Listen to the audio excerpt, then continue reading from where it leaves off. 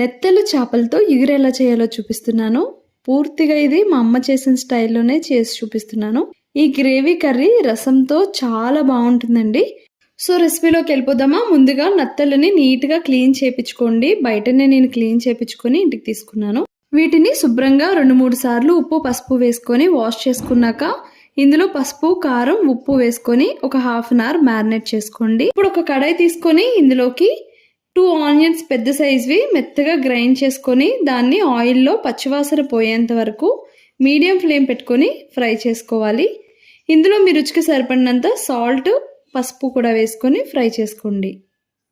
Onion పేస్ట్ని పచ్చివాసన పోయేంత వరకు కుక్ చేసుకోవాలి. అప్పుడే కర్రీకి టేస్ట్ వస్తుంది. ఇందులోకి ఒక రెబ్బ కరివేపాకు కూడా వేసుకొని ఫ్రై చేసుకోవాలి. చేపల కూరల్లోకి కరివేపాకు చాలా రుచినిస్తుంది. సో తప్పకుండా కరివేపాకుతోనే కుక్ చేసుకోండి. ఇప్పుడు ఇందులోకి 2 టేబుల్ స్పూన్స్